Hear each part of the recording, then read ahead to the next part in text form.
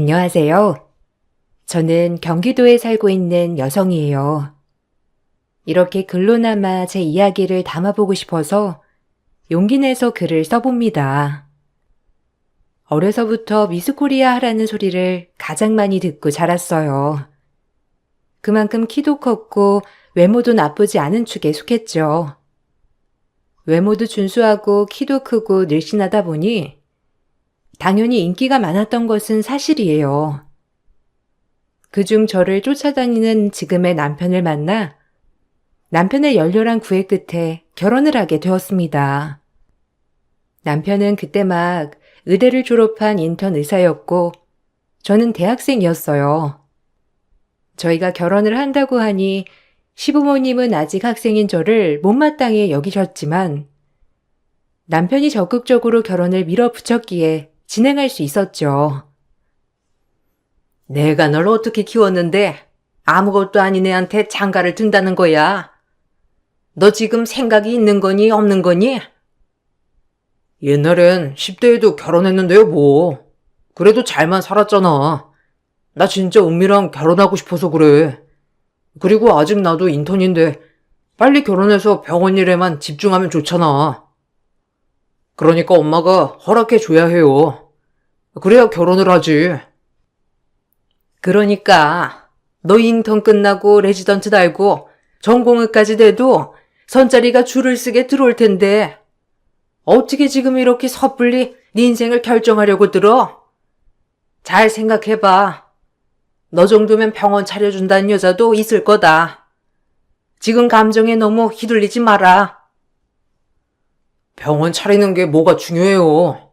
전 지금 은미 놓치면 평생 후회할 것 같으니까 엄마가 허락해줘요. 전 꼭 결혼할 거예요. 여자 얼굴 예쁜 거 3년이다.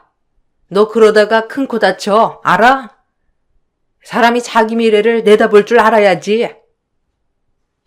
시어머니의 거센 반대가 있었지만 남편은 결혼을 밀어붙였고 그 결과 저희는 결혼을 진행하게 되었어요.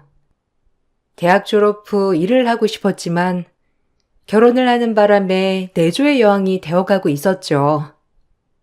하고 싶었던 것이 없었던 것은 아니었지만 결혼 후 언제든 기회가 있을 것 같아 결혼을 먼저 선택했어요.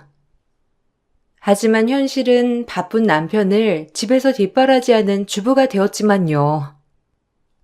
그래도 행복했어요. 사랑하는 남편을 내조한다는 기쁨도 저에겐 굉장히 컸거든요. 가끔 시어머니가 절 못마땅히 여기셨지만 의사 아들 가진 유세라고만 생각하고 넘겼어요. 그래야 긍정적으로 제 삶이 편해질 것 같은 생각이 들었거든요. 그리고 원체가 긍정적인 사람이었기 때문에 시어머니의 푸념 정도는 그냥 한 귀로 듣고 한 귀로 흘렸습니다. 어차피 그래야 마음이 편했거든요. 아무것도 할 줄 아는 것도 없이 몸만 시집와서 넌 아주 복도 많다. 그 반반한 얼굴로 우리 혁수 꼬셔서 결혼하니 좋으냐? 꼬시다뇨. 그냥 마음이 맞은 거죠. 그리고 혁수 씨 내조하는 것도 바빠요, 어머님. 저 아무것도 안 하는 거 아니니까 걱정 마세요. 뭐야? 입장 바꿔 생각해봐라. 내가 의사까지 만들어놨더니 홀랑 네가 채갔어, 우리 혁수를. 혁수가 하도 밀어붙이는 바람에 결혼 허락은 했다만 진짜 내 기대에 아예 못 미치는 며느리야. 알겠니? 우리 혁수 조금만 더 기다렸으면 병원 하나 차려준다는 집들도 줄을 섰을 텐데 꼴랑 얼굴 하나 믿고 시집 와가지고 아이고 뻔뻔해. 그 얼굴 얼마나 오래가나 보자. 알겠니? 저도 혁수 씨한테 희생 많이 하고 있어요, 어머니. 저라고 하고 싶은 거 아예 없겠어요? 조금이라도 너그럽게 봐주세요, 제발. 시어머니는 늘 제게 얼굴 하나 믿고 시집 왔다는 말씀을 하셨어요. 속상했지만 남편도 제 외모를 참 좋아하였기에 사실 이 부분에 대해서는 반박을 할 수 없더라고요. 그러던 중 결혼한 지 얼마 되지 않아 아이가 생겼고 남편은 그 어느 때보다 아이가 생긴 것에 너무 좋아하더라고요. 저도 나이는 어렸지만 이렇게 아이가 생겼다는 것이 너무 행복하고 기쁘더라고요. 너 닮았으면 우리 아기 진짜 예쁠 거야. 아기가 생기니까 진짜 더 책임감이 생겨. 엄마도 말은 그렇게 하시지만 이제 손주도 생겼으니 너한테 덜 다그치실 거야. 오히려 아이가 복덩이다, 복덩이야. 지금 이 찰나에 딱 생긴 게. 그러게, 이상해. 내 뱃속에 아이가 있다니. 어머님이 좋아하셔야 할 텐데. 그래도 혁수 씨 아이니까 좋아하시겠지? 당연하지. 엄마 인생의 첫 손주인데 얼마나 기쁘시겠어? 말씀은 안 하셔도 내심 많이 기다렸을 거야. 우리 잘해보자. 남편과 전 처음 생긴 아이를 축복으로 받아들였고, 시어머니도 막상 아이가 생겼다고 하니 너무 좋아하셨죠. 그렇게 시집살이는 끝나나 했어요. 하지만 처음 겪는 임신에 호르몬이 멋대로 날뛰어서 임신 전 170에 49kg 하던 제 몸에서 73kg까지 찌더라고요. 아이 때문이라 하지만 가뜩이나 키도 큰데 덩치까지 커지니 정말 우울해지더라고요. 그쯤 남편도 처음에 저를 대할 때와는 전혀 다른 모습으로 저를 대하기 시작했습니다. 그런 모습에서 자존감이 많이 떨어졌어요. 그렇게 믿고 싶지 않았지만 남편은 정말이지 제 얼굴만을 보고 결혼을 한 것처럼 제가 점점 살이 찌고 변하자 저에게 막말을 일삼았어요. 아무리 임산부지만 너 살 너무 찌는 거 아니야? 그나마 얼굴 하나 봐줄만 한데 지금은 얼굴이 터질 것 같아. 심각하다. 요즘 산모들은 관리도 하고 배만 나와서 딱 예쁘던데 넌 어쩜 점점 살이 찌냐? 애 낳고 그 살 다 뺄 수 있겠어? 심각해. 안 먹으면 계속 울렁거리는 걸 어떡해. 못 참겠어. 그리고 키가 커서 의사 선생님이 이 정도 몸무게까진 괜찮다고 했어. 너무 방심하지 마. 애 낳고 진짜 푹 퍼진다. 아유, 저 엉덩이 좀 봐. 진짜 너 맞는지 요샌 내가 의심스러워. 아무리 임산부지만. 뭐? 당신 말 다 했어? 그래도 임신 중인데 어떻게 그렇게 말을 할 수가 있어? 출산하고 다 뺄 거야. 걱정 마. 그리고 남들은 남편들이 오히려 임산부 살찌면 위로해준다는데 어쩜 우리는 이렇게 반대되게 행동해? 내가 괜히 살찐 거야? 이게 다 우리 아기를 위해서 이렇게 변하고 있는 건데 너무하다 정말. 가뜩이나 요즘 호르몬 때문에 기분도 오락가락 한다고. 그렇게 출산을 하면 꼭 살을 빼리라 다짐했어요. 그리고 드디어 아이를 출산했습니다. 눈에 넣어도 아프지 않은 아이였지만 출산을 하고 육아에 전념하다 보니 제 몸 돌볼 시간조차 없이 시간이 흘러가더라고요. 10kg 정도는 빠졌지만 육아하며 얻은 붓기와 아이 재워놓고 먹는 저녁밥 등등으로 인해 예전의 몸무게에는 턱도 없이 돌아가기 힘들었어요. 제가 아이를 낳고도 살이 빠지지 않자 이번엔 시어머니도 나서서 저에게 살 좀 빼라며 닥달하셨어요. 어쩌다 내가 이렇게 됐나 싶더라고요. 늘 예쁘고 늘씬하다고 얘기만 들었는데 이렇게 자존감이 떨어질 줄은 정말 몰랐어요. 하지만 이것도 제 몸이니 어쩔 수 없었죠. 아유, 코끼리 같은 몸뚱이.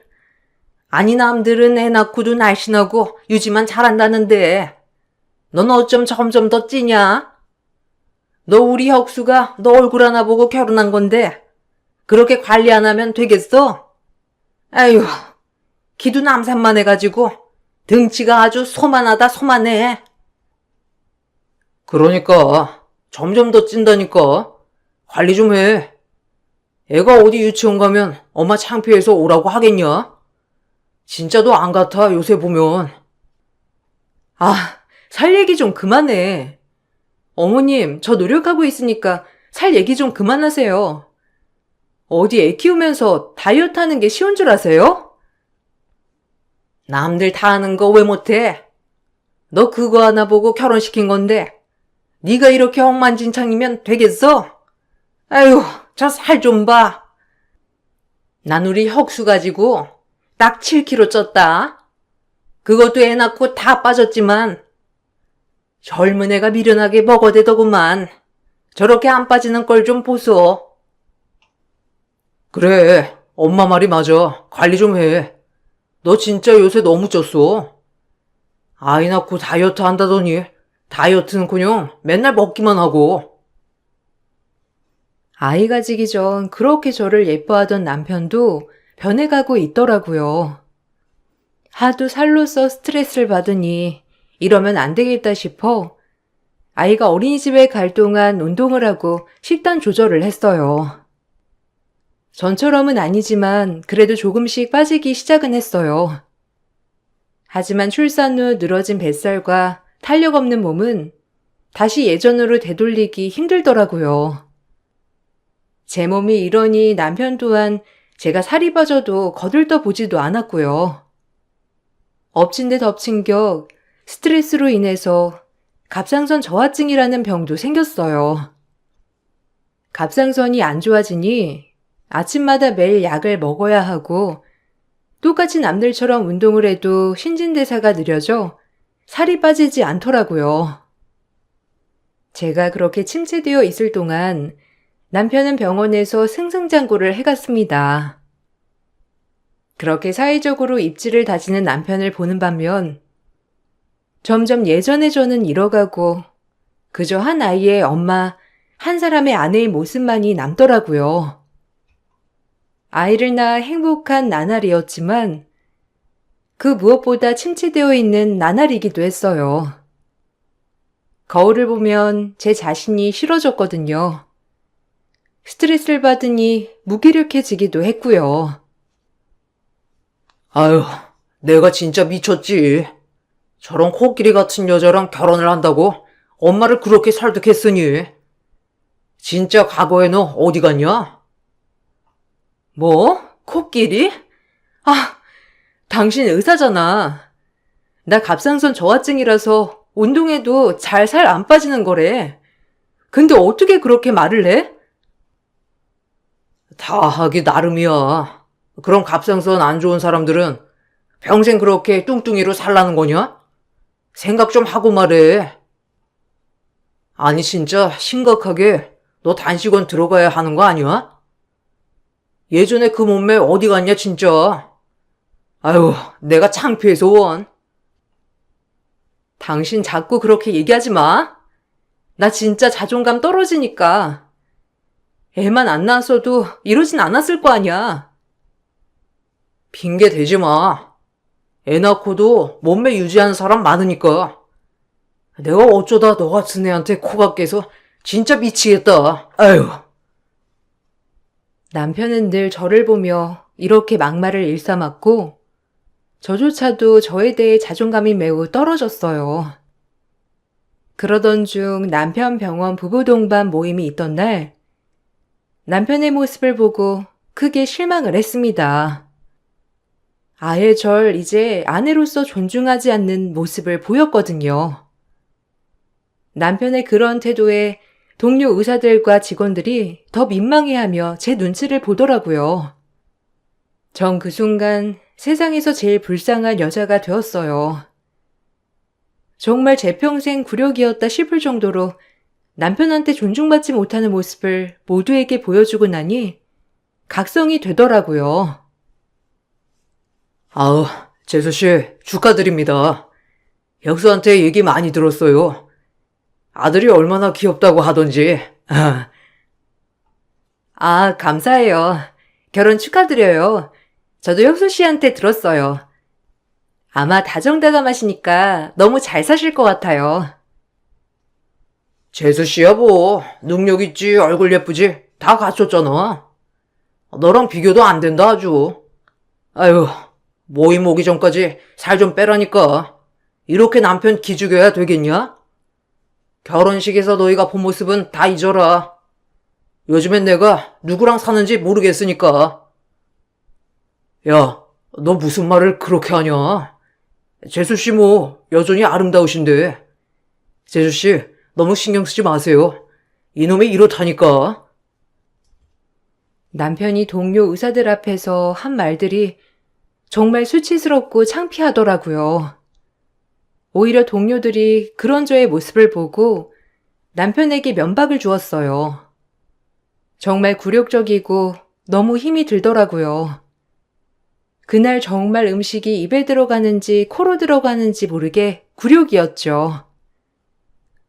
남편은 그런 제 마음을 아는지 모르는지 먹을 때마다 사람들 앞에서 살쪘다고 무안을 주더라고요. 정말 울고 싶었습니다. 또 먹어? 아휴, 그만 좀 먹어라. 진짜 가뜩이나 저녁인데 다 살러 가는 거 아니야? 얘가 원래 이렇게 식탐이 많지가 않았어. 애 낳고 이렇게 된 거야. 재수씨들도 조심시켜라. 진짜 코끼리 되는 거 한순간이더라. 알겠지?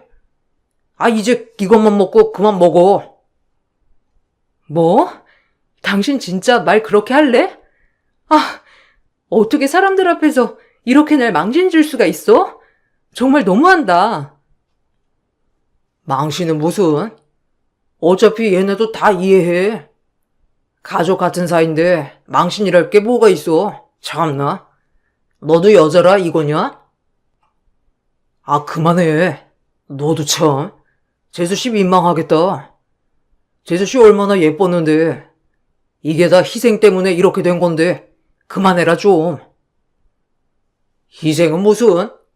본인이 먹어서 이렇게 된 건데. 아휴. 넌 어쨌든 지금 재수씨한테 속지 마. 언젠가 이렇게 될 수도 있다. 정 그 말을 끝으로 일어나서 집으로 와버렸어요. 하지만 남편은 절 붙잡지 않더라고요. 그리고 전 이대로는 절대 살 수 없겠다 생각하여 온갖 다이어트와 시술을 병행하며 예전의 제 몸을 찾아 나가기 시작했습니다. 다이어트는 할 수 있었지만 출산 후 늘어진 뱃살과 몸은 예전의 모습으로 돌아가기 꽤나 힘들더라고요. 전 그럼에도 불구하고 갖은 노력을 통해 다시 예전의 몸을 점차점차 회복해 나가기 시작했어요. 다이어트를 하고 눈에 띄게 몸이 변하다 보니 제 자존감도 덩달아 올라가기 시작했고요. 제가 이렇게 변화하자 남편도 예전처럼 구박은 하지 않더라고요. 그래도 그 전에 남편이 저에게 했던 행동들은 이미 씻을 수 없는 상처로 마음을 후벼 파더군요. 그리고 그쯤 우연히 시어머니와 남편이 하는 얘기를 엿듣게 되었어요. 그 얘기를 엿듣고 나니 이 집구석의 모든 기대감은 사라지기 시작하더라고요. 눈물도 나기도 하고. 애 하나 딸린 거 흠도 아니다. 너 정도면 인물준수의 직업의사야. 제가여도 아마 줄을 섰을 거야. 인물 반반한 애랑 살아보니까 별거 없지? 쟤도 다 살찌고 늙으면 여자들 똑같아지는 거야. 그러니까 능력 있는 사람이랑 결혼했어야 해. 아휴, 그게 쉽나요? 그리고 그럼 애는 누가 키워? 엄마 없는 애 만드는 건데. 그때 나 좀 말려주지 그랬어요, 엄마. 내가 널 얼마나 말렸어? 그 말 듣지도 않고 결혼 밀어붙인 게 누군데? 제 얼굴 반반한 것도 그거 몇 년 갔니?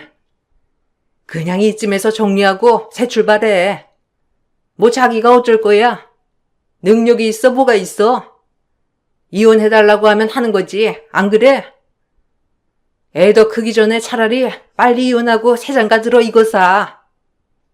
너 제가여도 들어올 선짜리 많다. 알겠어? 인생 길게 봐야 해. 그러니까 잘 생각해보렴. 시어머니와 남편의 대화는 저와 이혼을 하라는 얘기였어요. 남편도 그 분위기에 동조를 하는 느낌이었고요. 남편에게 큰 애정이 남아있는 것은 아니었지만 정말 배신감에 치가 떨리더라고요. 도대체 내가 뭐였나 싶을 정도로 할 말이 없었고요. 하지만 남편에게 티를 낼 순 없었어요.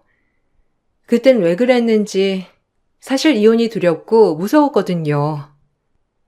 남편과 하도 싸워서 예전처럼 사랑하는 건 아니었지만 이혼을 하면 분명 결핍 있을 것 같은 아이와 당장 내가 지금 뭘 해야 하지라는 걱정이 먼저 앞섰거든요. 그렇게 아무것도 할 수 없는 채로 시간을 보냈고 이러는 것보다 뭐라도 해야겠다 싶어 요가 지도자 자격증을 취득해 나가기 시작했어요. 다이어트는 계속하고 있었고 운동하는 거에 흥미가 붙은 저는 언젠가 닥쳐올 독립에 대해 준비를 해야 할 것 같았거든요. 그렇게 요가 지도자 자격증을 취득하고 간간히 프리랜서로 수업을 한두 타임 맡기 시작했습니다. 이렇게 사회생활을 하다 보니 정말이지 뭐라도 할 수 있는 자신감이 생기더라고요. 이제 혼자 독립을 할 수 있겠다는 생각 말이에요. 그러던 중 시어머니는 급성 신부전증이라는 병을 얻고 말았어요. 시어머니가 급성 신부전증에 걸리자 남편 또한 비상이 걸렸죠.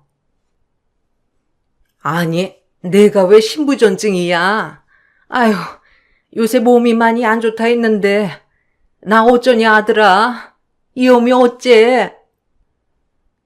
에이, 엄마. 내가 의사인데 뭐가 걱정이야. 걱정 마. 요샌 기술이 좋아져서 다 오래 살 수 있으니까, 그러니까 그만 슬퍼해. 아이고, 진짜.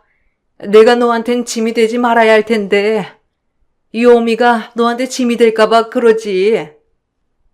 걱정 마요, 엄마. 내가 엄마 그렇게 아프게 안 놔둘 거니까. 엄마 아들 믿지? 그러니까 엄마는 약 잘 먹고 밥 잘 드셔요. 솔직히 슬프지 않더라고요. 이미 시댁의 정이 털릴 대로 털렸던지라 마음을 그렇게 쓰니 저런 병에도 걸리는구나 싶었어요. 시어머니는 급성 신부전증에서 만성 신부전증까지 악화되었고 투석을 받으며 하루하루 연명하시게 되었습니다. 그러다 신장 이식이라는 공여자를 찾기 위해 애쓰더라고요. 남편이 아무래도 병원에서 일하다 보니 눈코 뜰 새 없이 바쁘게 찾는 것 같았어요. 저도 뭐 가족의 일원으로 검사를 했긴 했습니다. 그러나 참 야속하게도 저와 딱 어머님이 맞더라고요. 하지만 어차피 전 공여를 절대 해주지 않을 거기에 남편에게 딱 잘라 얘기했어요. 사이가 좋아도 해줄까 말까 한 신장이식을 그동안 내가 시어머니한테 가증 구박받고 면박받은 내가 왜 해줘야 하나 싶었거든요. 그리고 우리 아들을 위해서라도 절대 해줄 수가 없었어요. 나 어머님한테 신장 못 줘. 그러니까 절대 나한테 주라고 하지 마. 어차피 그냥 검사만 받아보래서 한 거니까. 아, 진짜. 남처럼 얘기한다, 너. 너네 엄마였어도 그럴 거냐? 그래도 늙은 노인네 불쌍하지도 않아? 차갑다, 차가워. 마음대로 생각해. 어머님한테 받은 서름 때문이라도 절대 못 줘. 내가 왜 그렇게 해야 되는데? 하여튼 그런 줄 알아. 난 안 줄 거니까. 엄마가 너랑 이혼하라고 했을 때 진작 했어야 했는데. 내가 미쳤지. 널 뭘 보고 결혼했는지. 마음까지 못 될 줄이야. 뭐? 너네 모자가 나한테 했던 건 기억 못하니? 코끼리니 뭐니? 지금 생각해도 치가 떨려. 그런데 나한테 신장을 달라고? 하! 전 독하게 마음먹기로 다짐했어요. 어차피 내가 아프면 끝이다. 이런 생각으로 말이죠. 남편에게 못을 박았고 남편도 저에겐 기대도 안 한다고 얘기하더라고요. 오히려 잘 됐다 싶었어요. 그냥 내 할 도리만 하자 싶었거든요. 그렇게 시간은 흐르고 저 역시 어머님이 아프시니 시댁에 자주 찾아뵙고 음식이라든지 어머님 건강에 맞게 하는 것이 일상이 되어 버렸어요.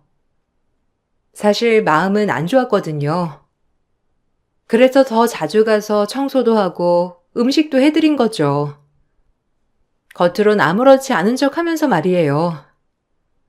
하지만 어머님은 이러한 저의 노력에도 고마워하기는커녕 아프셔서 그런지 저에게 더 독서를 일삼았어요. 어머님이 아프신 것마저도 다 제 탓으로 돌리더라고요. 그런 모습을 보고 있자니 정말이지 내가 뭔가 하는 마음이 들었어요. 남편이 벌어다 주는 돈으로 너만 가꾸냐, 지금? 요즘엔 뭐 요가인가 뭔가 하러 다니면서 집안일은 신경도 안 쓰지? 네? 아니요, 어머님. 그거 파트타임으로 하는 아르바이트 개념이라 집에 오히려 더 신경 많이 쓰죠. 저 살쪄서 싫으시다면서요. 제 관리하는 건데요, 뭐. 그리고 어머님, 이거 제가 신장에 좋은 샐러드랑 밥 만들어 왔으니까 이따 데워 드세요. 내가 죽기만 바라는 나쁜 년. 넌 아주 내가 아픈 걸 잘했다고 생각할 거야. 이게 다 사람 잘못 들어와서 그렇다니까. 그렇게 말씀 마세요, 어머니. 지금 밥 드시고 계시는 거 다 누가 해드리는 거예요? 어머님 아프셔서 예민한 건 알겠는데 그냥 이제 그만 좀 하세요. 저도 하려고 하잖아요. 진짜 힘들어요. 어머님이 그렇게 말씀하실 때마다 심장이 무너져 내린다고요. 그럼 네가 이식해주면 되겠네. 아비한테 딱 잘라 거절했다며? 나쁜 것. 그래, 나도 너 필요 없어. 이 나쁜 것아. 독한 년. 시어머니는 금세 제가 어머님의 신장과 맞는다는 말을 듣고는 신장 이식을 안 해주는 저를 엄청 원망하더라고요. 시어머니가 아프니까 저런 독설쯤은 이해해야지 생각했어요. 그러던 중 시어머니의 병세가 날로 악화되었고 시어머니를 모시고 남편 병원에 검진을 가게 되었죠. 시어머니도 검진을 하고 저도 간 김에 남편이 검진을 하고 가라고 하더라고요. 저도 다이어트를 한 지 오래됐기도 했고 온 김에 검진을 하자라는 마음에 남편 권유로 검진을 하게 되었어요. 간단한 수면 마취를 하고 위 내시경도 추가적으로 하게 되었죠. 그렇게 아무 생각 없이 수면 내시경을 받으러 들어갔고 한참을 꿈을 꾼 듯 잠을 잤습니다. 그리고 조금 시간이 지나 수면 마취가 풀렸는데 비몽사몽하는 그 순간에 남편의 목소리가 엄청 들리더라고요. 엄마, 시간이 없어. 재빨리 끝내자. 내가 엄마 안 아프게 해줄게. 이제 조금만 참아, 어? 어쩔 수 없이 이렇게라도. 아마 은미는 이해해 줄 거야. 은미 착하잖아. 아휴, 엄마 진짜 은미한테 잘하셔야 해요. 지금 하는 거 은미 모르는 거니까. 알았죠? 당연하지. 내가 이젠 걔한테 정말 잘할 거다. 나만 살려준다면야. 아휴, 내 은인이지. 이제 정말 잘해줄 거야. 근데 이렇게 몰래 해도 되는 거냐? 아휴, 그래도 혹시라도 저것이 알게 돼가지고 난리 칠까봐 걱정이긴 한데, 에휴. 재우면 돼요, 계속. 그리고 나중에 내가 설득할 거야. 그러니까 엄마는 마음 편히 받을 생각만 해. 엄마부터 살고 봐야지. 그리고 저에게 전신 마취를 시도하려고 하는 거였죠. 순간 너무 놀라 벌떡 일어났습니다. 이게 무슨 상황인가 싶어 눈이 떠지더라고요. 그리고 제 팔에 꽂혀있던 링거 바늘도 다 제가 뽑아버리고 이게 뭐 하는 짓이냐고 소리를 질렀어요. 그 순간 너무 비몽사몽이었지만 이 수술방은 나가야겠다고 생각을 했죠. 놀란 어머님도 일어나셨고 병원이 발칵 뒤집혀지는 순간이었어요. 그리고 전 병원을 나와 택시를 타고 호텔방으로 향했죠. 정신을 차리고 그날 일에 대해 곱씹어 보니 명백히 시어머니의 신장 이식을 제 신장으로 하려고 했던 것 같더라고요. 전 집에 돌아와 남편에게 따져댔습니다. 아니라고 발뺌하는 모습을 보고 있자니 역겹더라고요. 누가 봐도 딱 그 모습이었는데 말이죠. 어머니는 날로 새학해가지 맞는 사람은 없지. 제가 맞는 사람인 걸 알았기 때문에 그 상황을 그렇게밖에 이해할 수가 없었어요. 당신이 내 신장 어머님한테 이식하려고 했던 거 아니야? 솔직히 말해. 나랑 어머니랑 맞는 거지? 그래서 나한테 말도 없이 그렇게 한 거지? 당신 어쩜 그렇게 무서운 생각을 할 수가 있어? 나한테 상의 한마디 없이 내 몸을 그렇게 마음대로. 누가 그래? 너 약 먹었어? 그날 네가 본 거 헛것이라고. 참 수면 마취에 덜 깨서 허우적거리더니만. 무슨 꿈 꿨어? 말이 되는 소리를 해. 어떻게 네 허락도 없이 내가 네 신장을 빼돌리겠어? 무슨 옛날 시대도 아니고. 그만 오버해라 진짜. 이렇게 발뺌하시겠다? 그래, 알겠어. 이혼하자. 그리고 어디 한번 법적으로 싸워봐. 나 이렇게 파렴치한 당신들이랑 절대 못 살겠으니까. 내가 증거 하나하나 잡을 줄 알아. 알겠어? 나한테 이혼을 종용하더니 내 신장을 노려? 끔찍한 모자들. 당신들은 나한테 신장 달라고 할 자격도 없어. 날 그렇게 무시하고 천대하더니 이제 와서 신장까지 떼가려고 들어? 당신들이 인간이야? 전 이 말을 끝으로 아들을 데리고 집을 나왔어요. 그리고 조그만 월세방을 얻었죠. 그리고 증거를 모으기 위해 남편 몰래 남편 병원을 가 간호사들의 증언을 확보했습니다. 역시나 그날 신장 이식을 하려고 했던 건 맞았고요. 간호사들도 제가 동의를 한 줄 알았다고 하더라고요. 남편이 이미 서류를 다 제출했다고 하면서 전 이 부분에 대하여 변호사에게 보여주며 소송을 준비했어요. 제가 이혼 소송과 함께 의료 소송을 들어가자 남편은 이제서야 발등에 불이 떨어졌는지 빌더라고요. 아무래도 본인의 평판이 달린 문제이기도 하니 남편은 저를 어떻게 해서든지 설득하려고 백방으로 노력했습니다. 하지만 제 마음은 쉽게 돌아서지지 않더군요. 정말 진저리 쳐졌고 무슨 영화 속의 한 장면처럼 내가 이런 일을 당했다는 게 믿기지 않았거든요. 의료 소송이라니. 이혼은 해줄게. 양육권, 친권 네가 다 가져. 근데 의료 소송이라니. 나 어떻게 살라고? 그리고 시어머니인데 그 정도도 못 해줘? 난 네가 당연히 해줄 줄 알았어. 그래서 안 물어봤던 거야. 나 진짜 매장당해. 제발. 내가 머리에 청 맞았니? 너네 엄마한테 신장 이식을 왜 해줘? 나 그렇게 깔보고 무시하고 내가 너네 모자 둘이서 나 쫓아내려고 머리 굴린 거 모를 줄 알아? 뻔뻔하게 내가 참았던 것 뿐이야.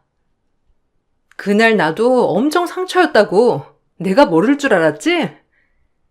살찐 나한테 이혼을 종용하는 너네 엄마나 그걸 어떻게 할지 고민하는 너나 내가 참고 산 건 우리 아들 때문이었어. 알아? 근데 내가 왜 너네 엄마한테 신장을 주겠니? 버리라고 생각해. 솔직히 안타깝지도 않아. 그날 내가 잠에서 깨지만 않았어도 애꿎은 내 신장 너네 엄마한테 줬겠지? 그랬다면 넌 더 큰 벌을 받았겠지. 내가 절대 용서하지 않았을 테니까. 기대해. 어떻게 하는지. 제발 부탁이다. 어차피 지금 네 신장 너한테 있잖아. 아무 일도 안 일어났고.